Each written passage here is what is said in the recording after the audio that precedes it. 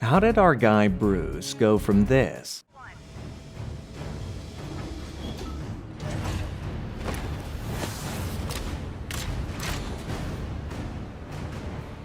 to this?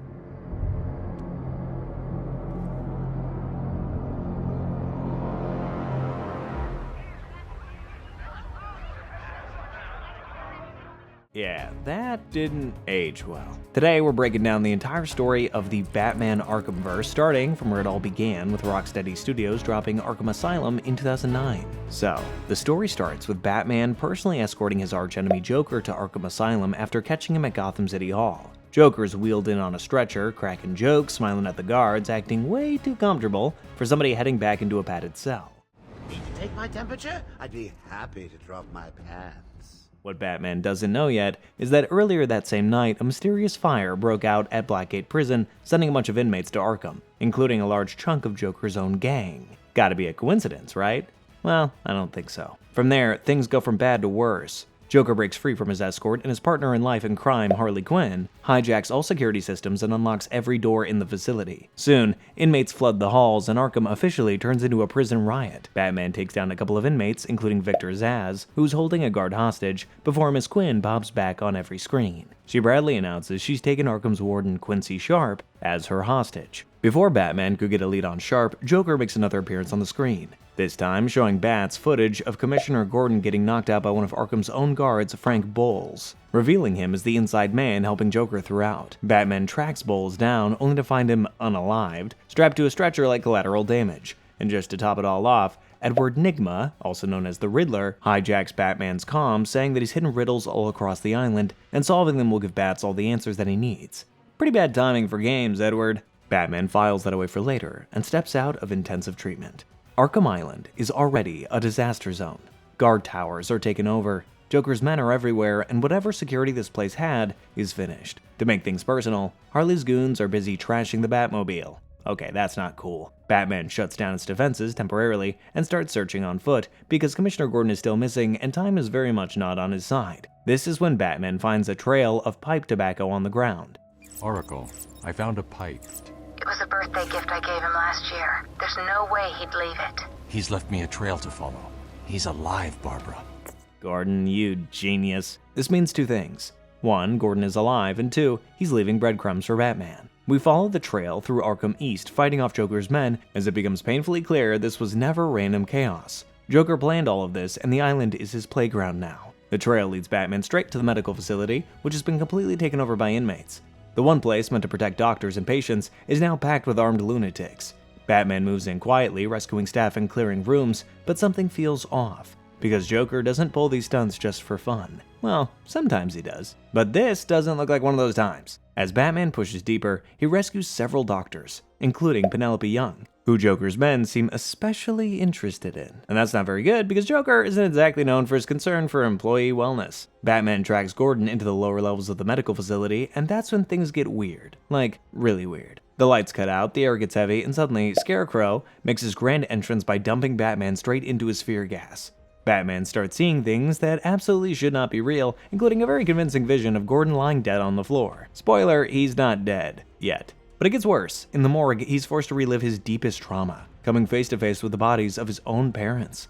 Shaking it off, he sneaks into a room where Joker has Gordon held at gunpoint by Quinn. Batman knocks Quinn out and finally saves Commissioner Gordon. You took longer than I thought. Gordon tells Batman about a surprise Joker's been keeping, and it turns out to be Patient X, also known as Bane, Dr. Young's top secret experiment. Now, it all makes sense. Why Joker was so interested in Dr. Young. Batman enters the cell to find Bane strapped up and being drained of venom, the drug that gives him his super strength. Joker flips the switch and replaces it with Titan, a much stronger and unstable version of venom that supercharges Bane, unleashing a very angry, very upgraded version of him. Batman fights him through the building, eventually knocking him into the water with help from the Batmobile. Gordon gets evacuated. Batman stays on the island because, well, he's Batman. With Gordon safe, Batman finally gets a breather and heads into a secret Batcave hidden beneath Arkham Island. Yes, he built a Batcave under a haunted asylum. No further questions. Here, Batman puts the pieces together. Dr. Young has been experimenting with Titan, the supercharged version of Bane's venom, and Joker is clearly trying to mass produce it. Realizing Joker is heading for Dr. Young's research next, Batman gears up, upgrades his tech, and heads straight for Arkham Mansion. because if Joker gets those notes, Gotham is about to have a very bad time. To reach Arkham Mansion, Batman heads underground through the old sewer system beneath the island. Joker's already turned it into a trap-filled nightmare, stacking armed thugs and snipers along narrow walkways. Batman fights his way through and finally emerges back onto the surface, only to realize just how bad things have gotten. Joker's men control the watchtowers. The guards are gone and Arkham East has completely fallen. Seems like the Asylum is under new management and Batman is heading straight for the source. Batman enters Arkham Mansion because of course Joker would hide his biggest secret at the oldest, creepiest looking building on the island. Inside, Joker's men are guarding the place like it's Fort Knox, which tells Batman that he must be close. He rescues trapped guards and staff while pushing deeper into the mansion,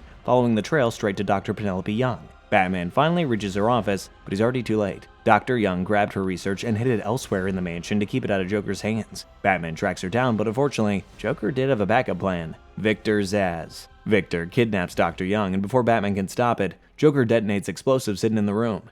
Dr. Young is killed instantly, and Joker gets his hands on Titan. Next, Batman chases Harley Quinn into the penitentiary to rescue Warden Sharp and shut her down. Harley tries every trick in the book. Electrified floors, bad jokes, and sending waves of inmates at Batman like it's an open mic night, but none of it works. Batman frees Sharp, shuts down the security systems, and finally corners Harley. Joker, being Joker, immediately throws her under the bus for failing him. Harley tries to fight Batman herself and gets taken out in exactly 3 seconds. She's locked up, Sharp is safe, and for a moment, it looks like Batman actually made some progress. Harley teases Batman and slips up about Joker's Titan production facility hidden in the Botanical Gardens. Never mind. J-Man still has the lead. Batman heads to the Botanical Gardens and discovers Joker's secret lab where Titan is being mass-produced using genetically altered plants. He destroys the facility, but Titan is already out there, and Batman needs an antidote fast. The only person who can help is Poison Ivy. I need you to help me create an antidote. Why should I? Let Joker have his fun. Who is not very eager to cooperate. She makes it very clear she doesn't care about Arkham, she doesn't care about Gotham, and she definitely doesn't care about Batman. But she does care about her plans. So Batman makes a deal the only way Batman knows how. He threatens to burn the entire island to the ground if she doesn't help. Wow. Ivy finally tells him that Titan can only be cured using rare spores found deep in the sewers. Unfortunately for Batman, those spores are located inside the lair of Killer Croc, which means if Batman wants an antidote, he's gonna have to take a very unpleasant trip underground. On his way to the sewers, Batman is dragged right back into intensive treatment, and Scarecrow makes yet another entry with yet another hit of fear gas. This time, he makes Bruce see even more twisted things, walking through a recreation of Crime Alley where Scarecrow looms over everything like a horror movie villain. It's meant to break him, but Batman fights through the hallucinations, turns Scarecrow's own game against him, and escapes the nightmare once again. He's definitely shaken, but tries to move on because the antidote is still the priority, and there's only one place left to go. Batman descends into the sewers beneath Arkham, entering Killer Croc's territory. Croc stalks Batman from the shadows, popping up without warning and turning the whole sewer into a tense cat-and-mouse hunt. Using stealth, gadgets, and a lot of patience, Batman finally brings Croc down and retrieves the rare spores he needs for the antidote. Croc retreats back into the darkness, and Batman escapes the lair with the spores in hand. Mission accomplished. Mostly. Batman heads back through the caves toward the Batcave to synthesize the antidote, but Joker isn't done escalating. Over the PA system, he announces that while Batman was busy with Croc, he decided to give Poison Ivy a little upgrade, injecting her with Titan. By the time Batman reaches the Batcave, Ivy's power has already exploded across the island. Giant plants are tearing through buildings, spores are filling the air, and Arkham is being swallowed whole. Batman finishes the antidote just in time. Now he has a cure.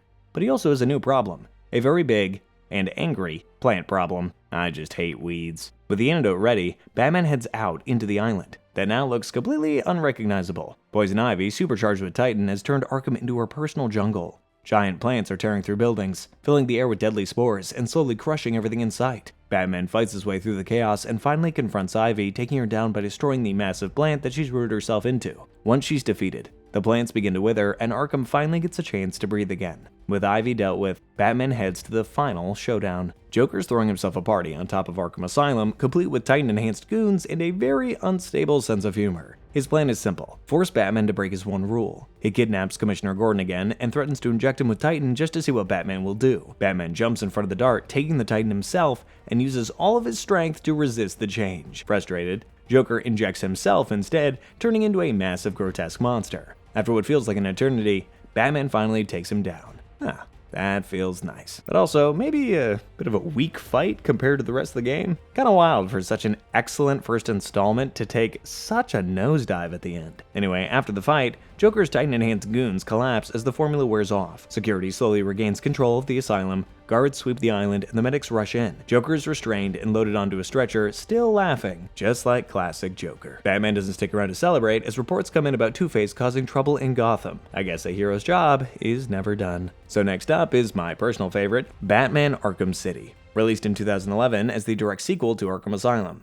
The story takes place about a year and a half after the Asylum disaster, and you'd think Gotham would have learned something from that chaos, but it did not. Instead of reforming the system, the city walls off an entire section of Gotham, throws every criminal inside, and just calls it Arkham City. It's literally criminals governing criminals. And what could possibly go wrong, right? The game opens with Catwoman breaking into Two-Face's courthouse hideout to steal some valuables. But she gets caught, of course, and Two-Face decides to hold a very dramatic public execution. On the other hand, Bruce Wayne, who's been publicly criticizing Arkham City, gets arrested during a press conference and tossed in the prison himself. Hugo Strange welcomes him personally and drops a big bomb. He knows Bruce is Batman.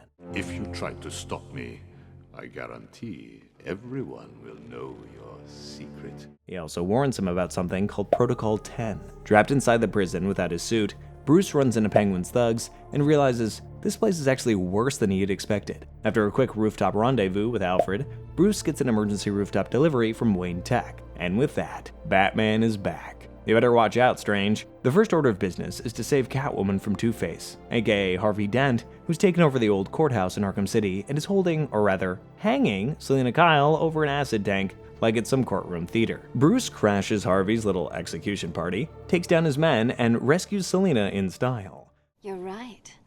I think I chipped a nail back there. Arkham City now knows the Bat is inside, and with his first mission successfully completed, he starts gathering information on what's actually going on inside the walls. Catwoman tells him she suspects Hugo Strange might be working with Joker, which you'd have assumed by now. It's almost like the Clown Prince of Crime was waiting for somebody to mention him because he instantly makes his presence known. I haven't seen you for... how long has it been? Let's see. There was an asylum, some monsters, and oh, that's right. You left me to die. Bruce starts following Joker's lead, which takes him to the steel mill. But what he finds there is something none of us were expecting. Turns out, the Titan formula from Arkham Asylum is killing Joker. But before Batman can even process this, Joker pulls his real move and infects Batman with his contaminated blood.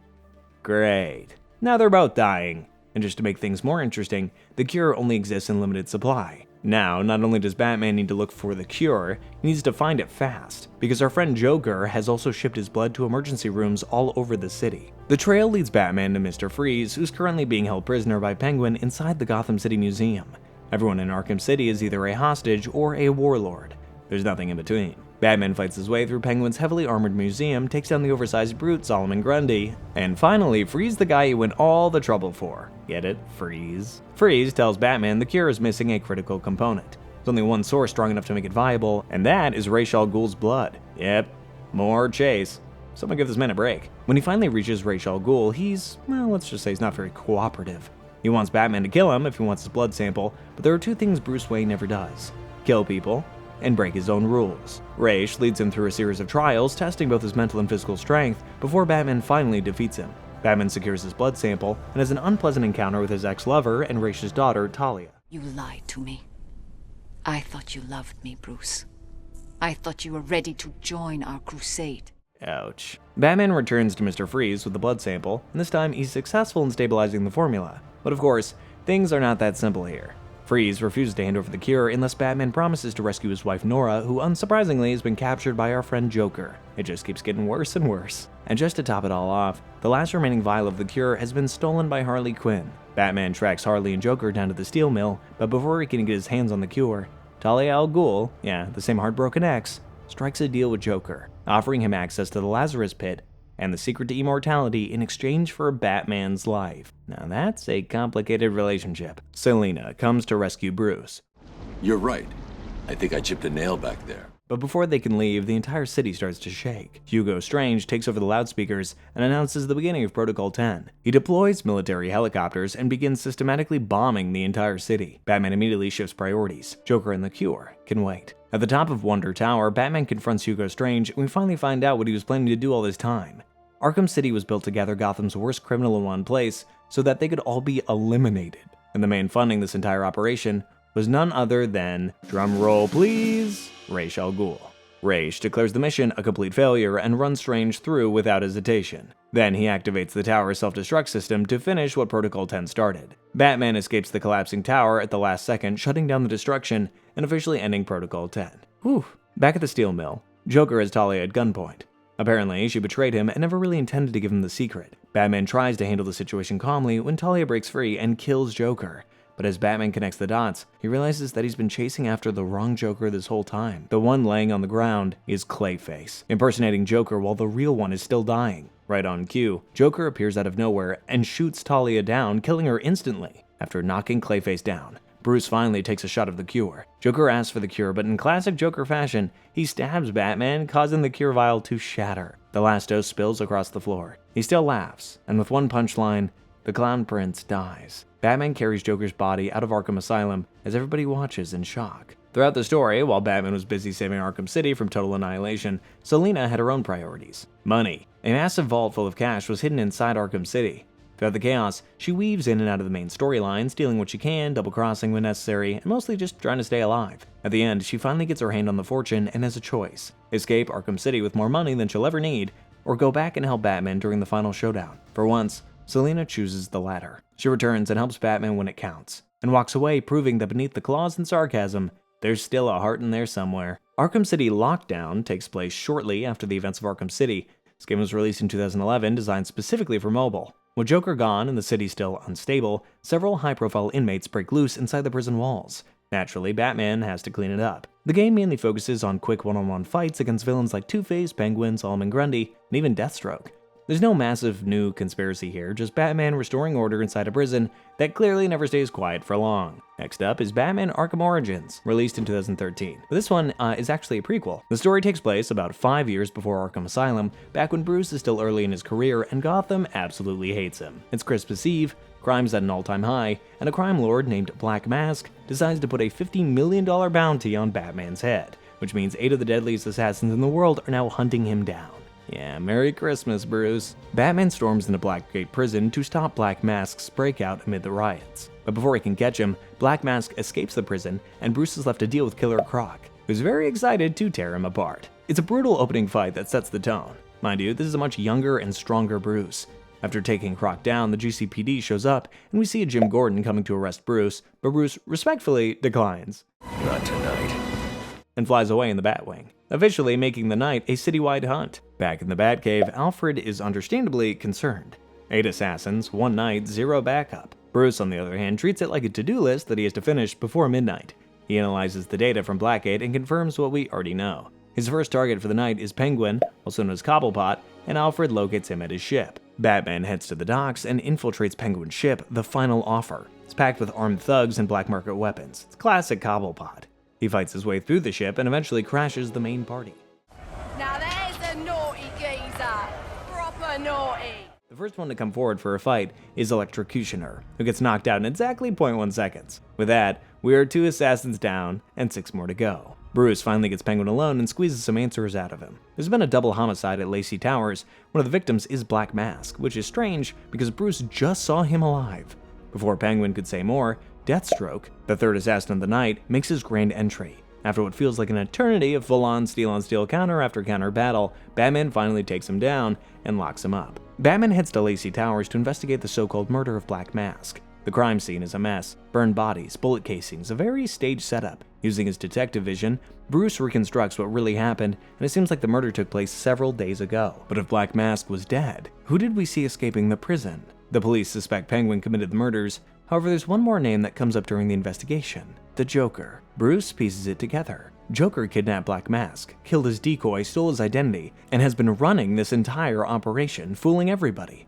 But Bruce knows where he might be heading next. Batman tracks Joker to Gotham Merchants Bank, where he finds the clown holding the real Roman Sionis, aka Black Mask, hostage. And finally, the mask comes off. So this is how Bruce met Joker for the first time ever. He's been pretending to be Black Mask the entire night, and he's the one who put the bounty on Bruce. Just one of his many twisted games. Anyway, he gets away, leaving Batman to deal with his thugs. At the Gotham Royal Hotel, all 8 assassins have regrouped, and surprise, surprise, Joker crashes his own meeting. He mocks the assassins, kills Electrocutioner for being useless, and basically turns the whole bounty into a joke.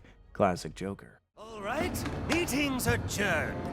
Get out there and kill the bat. Bruce moves towards the penthouse to get the clown, but instead meets with Bane, one of the hired assassins, who's been waiting very patiently for his turn with him. After a very long and tiring fight with Bane, Bruce finally gets his hands on Joker, but the police crash the party, leaving Bruce no option but to escape, leaving Joker behind for Jim Gordon. Bane isn't like the other assassins who are in it for the money. He's obsessed with Batman, and worse, he's smart. He follows the trail straight back to the Batcave, which means he knows Batman's real identity. Bruce rushes back, but he's a minute too late. The Batcave is wrecked, and Alfred... Don't add me to the weight you carry. For a second, it generally looks like we just lost him. But Bruce grabs the Electrocutioner's gloves, shocks Alfred's heart back into rhythm, and brings him back. Bane, you just made things too personal. Back at Blackgate Prison, Joker stages a full-scale riot and takes control of the facility. For his grand finale, he sets up an electric chair trap wired to Bane's heartbeat. If Bane's heart stops, Joker dies. If Joker dies, Bane lives, and Joker forces Batman to break his no-kill rule, or let someone else pay the price. Jim Gordon tries to handle the situation, but Joker flips the metal cap on his head to Gordon's. Batman refuses to kill. Instead, he shocks Bane's heart just enough to flatline him temporarily, disabling the trap without crossing the line. Joker leaves Gordon and runs away. Even after saving his life, Bane injects himself with TN1, an unstable venom prototype, turning into an absolute monster. Batman barely survives the final showdown and takes Bane down for good. Luckily, the TN1 overload ends up damaging Bane's memory, wiping his discovery of Bruce's identity. Now, there's only one thing left to do. Joker has run out of games to play for the night, and after a long exchange of dialogues and brutal punches from Batman, he's down. But seriously, given their size difference, I don't even know how Joker even lasts that long. Gordon arrives to arrest Batman out of duty, but Bruce disappears into the shadows before he can even finish his sentence. The city is safe. The assassins are defeated, and Joker's getting locked up, still laughing like an absolute maniac, but that's just his style. You know, Year 2 Batman successfully survives the longest night of his life, and the city has officially met its Dark Knight. Released in 2013 as a handheld companion to Arkham Origins, originally for Nintendo 3DS and PS Vita. Picks up a few months after the events of Origins, with another massive riot breaking out at Blackgate, and at this point, Blackgate might as well install revolving doors. Batman heads back inside and finds 3 major villains running their own sections of the prison. Joker, Penguin, and Black Mask each control a different wing, turning Blackgate into a 3-way power struggle. Bruce has to take them down one by one, navigating the prison in a more side-scrolling Metroid-style format. It's smaller in scope compared to the console games, but story-wise, it reinforces one thing. Blackgate is a total disaster. Gotham's criminal ecosystem is only getting worse. Okay, so next up is Arkham Knight, released in 2015. Oh my god, I feel old. Released in 2015 by Rocksteady Studios. The story takes place 9 months after the events of Arkham City as the final chapter of their Arkhamverse. The game opens in the most unexpected way possible. Yeah, Joker is actually dead and being cremated. But given his record, can we ever be 100% sure? I don't think so. Following this, the crime rate in Gotham drops drastically, and for the first time in years, nights are a little peaceful. Until Scarecrow makes a dramatic comeback. He releases a small dose of his fear toxin inside a diner, and within seconds, people start hallucinating weird things and panic spreads everywhere. That's just a trailer for what's coming. Scarecrow then hijacks every screen in the city and delivers his message. He's going to flood the entire city with fear toxin, and this time, there is no antidote. The government does not wait around to test the threat. Within hours, Gotham is placed under mandatory evacuation. Bridges shut down, highways clog up, 5 million people leave the city overnight, and by the next day, Gotham is empty. No civilians, no traffic, just the most wanted criminals wandering the streets like they won a lottery or something. That's exactly how Scarecrow wanted it, because once the people are gone, he hands control of the city to a new crime lord. And once again, Gotham is relying on Batman to restore the peace. Batman meets Jim Gordon on the rooftop of GCPD. Gordon wants answers. Batman wants Scarecrow. But before either of them can settle on a plan, they get a lead on militia tanks entering the city. Batman wastes no time in getting there, and finds Poison Ivy locked up in a cell. He talks to her to find out more about Scarecrow's plan, and somehow understands that her plant abilities might be able to help them create an antidote. The fear toxins have no effect on her at all. The militia tanks line up to take both of them out. Batman is outnumbered, so he calls for some help.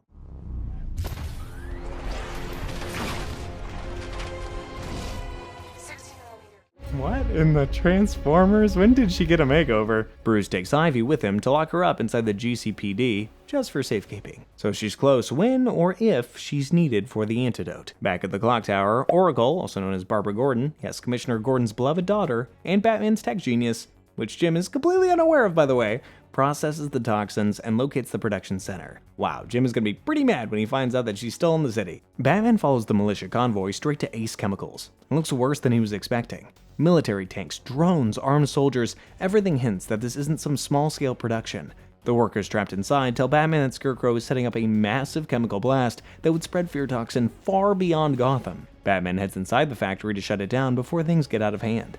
The militia forces storm in, and with them steps in the new player in town, and the man of the night. He introduces himself as the Arkham Knight. And something about the way he talks and how eager he is to unalive Batman says that these two men go way back. Always defending the weak and the helpless. It's what I like about you.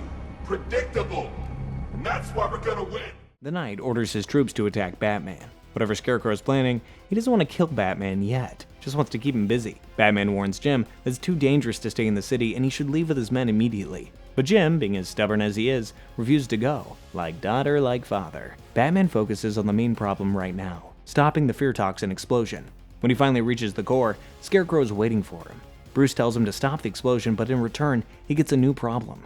Scarecrow has taken Barbara hostage, and before Bruce can react, Scarecrow locks him inside the chamber and starts the detonation sequence. The toxin levels start rising in the room. Bruce manually reroutes the chemicals, forcing the reaction back into the tank to contain the blast. But the pressure builds up and so does the risk. Alfred implores Batman to get out of here, but he chooses to stay and... Miss me? What? Now, here's a twist we did not see coming. Before you ask, yes, Joker is still pretty much dead, but he left backups to keep us all in Batman entertained. The flashbacks show 5 patients who received Joker's infected blood after the events of Arkham City who are starting to physically transform into him. Skin paling, smiles stretching, personalities cracking up. Batman locks them up inside Panessa Studios for surveillance. One of them, Henry Adams, however, is not transforming, and Bruce is running tests on him to understand why. Hopefully make a cure for others with his help. Most people would ignore this detail, but Bruce seems a little too eager for the cure, because, if you remember, Bruce was the first one Joker injected with his blood. We also see one containment cell empty, which is a quiet acknowledgement that he knows that this could go wrong. If the infection progresses, Joker will take over Batman's mind, and it will all be over. When Bruce wakes up again, Joker is walking beside him, and his voice keeps getting louder in his head. It's not just the fear toxin messing with his brain, it's Joker's infected blood too that's making his situation far worse. Before he can do anything else, the building starts tearing itself apart. Bruce gets out just in time, and then Ace Chemicals explodes. Bruce gets out of the building in time. He makes it back to the streets, but Gotham looks like nothing less than a war zone. The militia have control over everything. Barbara's still missing. Scarecrow and the Knight are still on the loose. Bruce meets Jim at the GCPD center and tells him about Barbara. Obviously, he loses it. They both head to the clock tower. Joker shows Bruce the painful flashback of when he shot Barbara years ago. The reason why she's in a wheelchair now. Bruce comes clean to Gordon about Barbara working with him as Oracle for the past few years, which, of course, comes as a big shock for him. He blames Bruce for his incident, which is low-key fair. Bruce takes Barbara's last known signal and starts piecing together what happened. The militia staged parts of the scene because it's clean, too clean. Whoever took her knew exactly how Bruce thinks, and that's when Joker starts talking again inside his head. Bruce gets a lead on the Arkham Knight. One of his vehicles has been involved in a crash. Batman heads to the scene and does what he does best. With his detective mode on, he scans the wreckage, reconstructs the accident frame by frame, analyzes the bullet trajectories, and pieces together exactly what happened. Oracle caused the accident so she could leave a clue for Batman, and he finds it. It's a heavily encrypted small data chip. Not something Bruce can decode alone, so he asks Lucius Fox for help. He heads back to Wayne Tower, where Lucius is already waiting with the decrypted data Bruce asked for. He runs the chip on the computer, and it reveals Arkham Knight's exact location. Good work, Barb. Bruce tracks the Arkham Knight into an underground tunnel network, hoping to corner him and get answers about Barbara. Instead, he gets ambushed. The Knight was already waiting for him, and during the fight, he shoots him in the weakest point in his batsuit, as if he's the one who designed it in the first place. He tells his army to attack Bruce and gets away again. Batman chases the Knight's convoy only to discover the driver is a decoy using a voice synthesizer.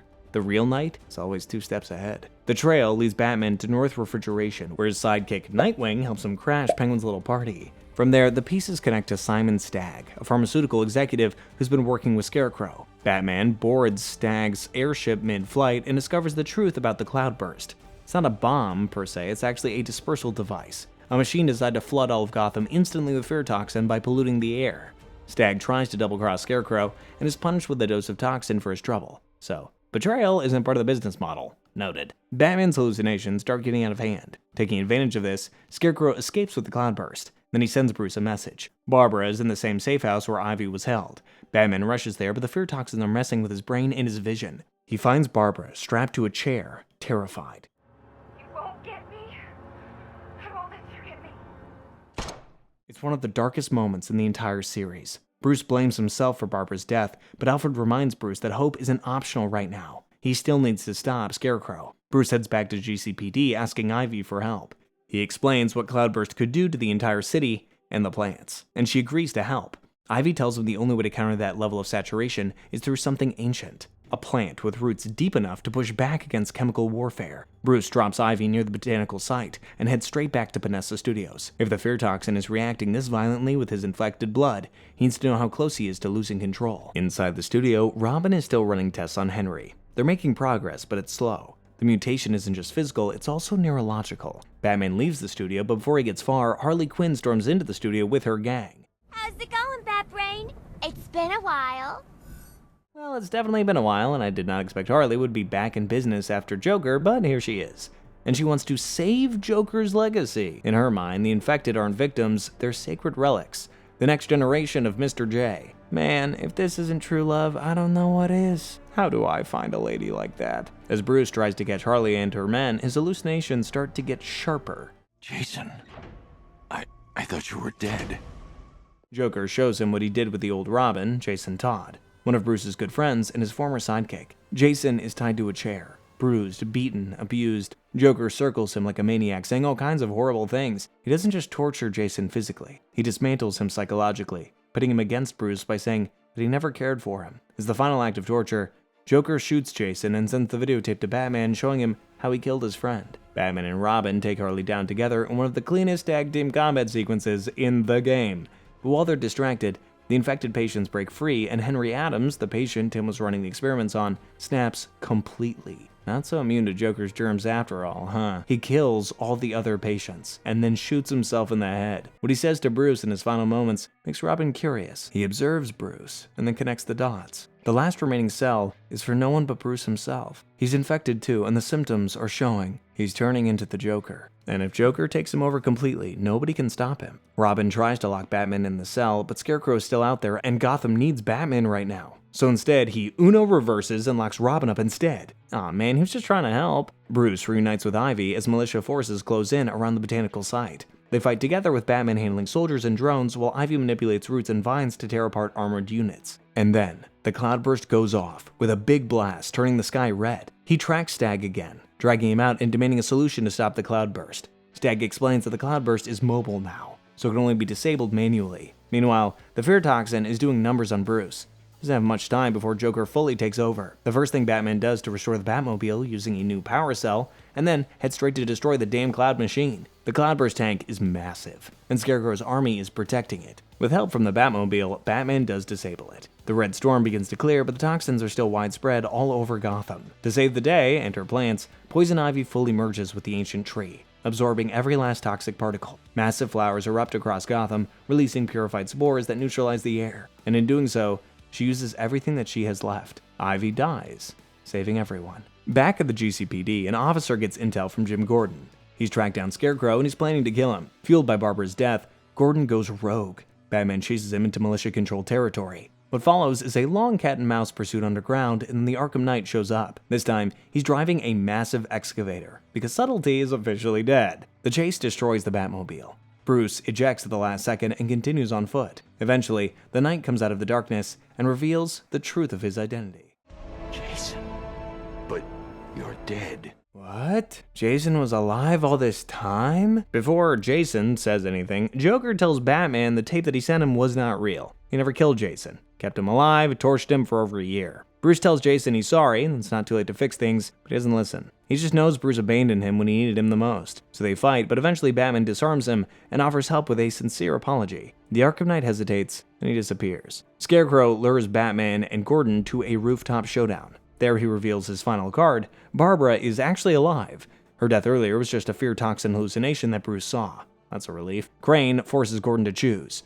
He can either save his daughter or save Batman. He obviously chooses Barbara, shoots Bruce in the chest, but deliberately aims at his body armor, making it look real. Scarecrow, being the villain, pushes Barbara off the roof anyway. Batman dives and saves her, but Scarecrow gets away, and this time he takes Commissioner Gordon with him. When will the chase come to an end? Bruce takes Barbara back to GCPD to secure her. She takes control over the systems and tracks Scarecrow's airship and locates her father. Meanwhile, Scarecrow launches a full-blown attack to take the GCPD building down. Seriously, this is the only safe place in Gotham right now. Not just that, he uses Gordon's voice to enter the movie studios and abducts Robin too and takes them both back to the Arkham Asylum. So we are back to where it all started years ago. Scarecrow straps Bruce to a stretcher just like he strapped Joker in the first game. Cameras are set up with floodlights for a broadcast. He turns to Gordon and asks him to remove Batman's mask.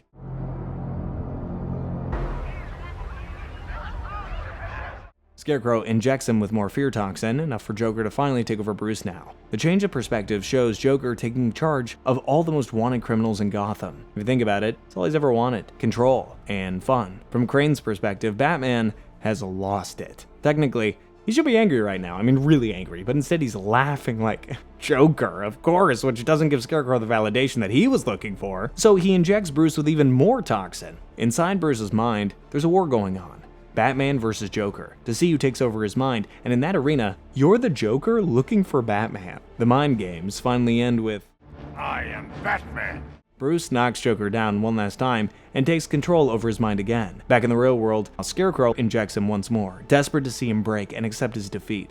But Bruce does not give in. Right when Crane is about to shoot him out of desperation, Jason comes in to save Bruce, not as the Arkham Knight, but as the Red Hood. He sets Bruce free and shoots Scarecrow. Bruce takes the opportunity to disarm Crane and injects him with his own toxins. The man who built his legacy on weaponizing fear is reduced to trembling silence and hallucinations of his greatest fear. Scarecrow is finally defeated, but at the cost of Batman's identity. Bruce's face is on every news channel, but he has prepared for this day as well. Look after him, Jim.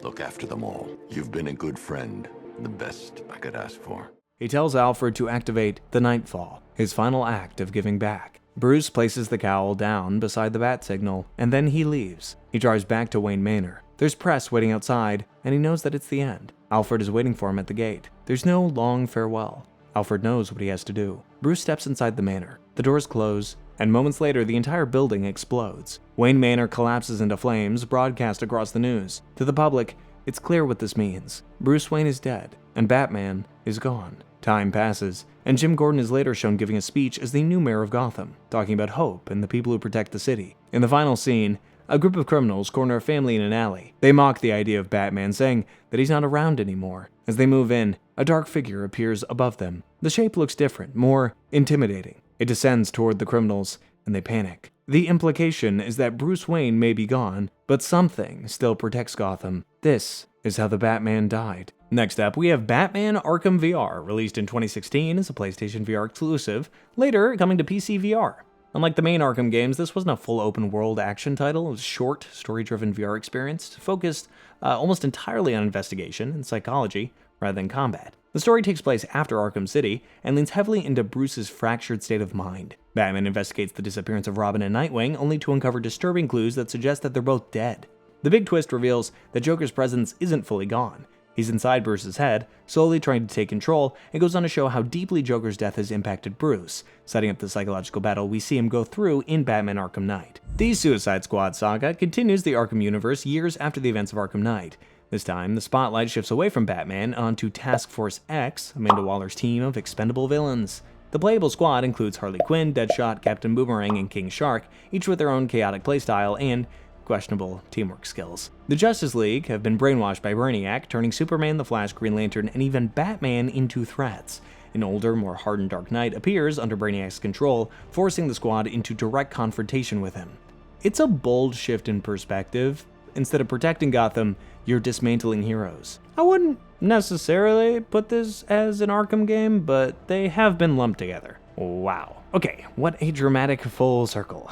You started as Gotham's savior, end up destroying it as the most wanted criminal, but I guess that's just the Arkhamverse for you. Anyway, if you want to relive another legendary story with me, click on the video on screen. Thank you so much for watching. We'll see you next time. See ya!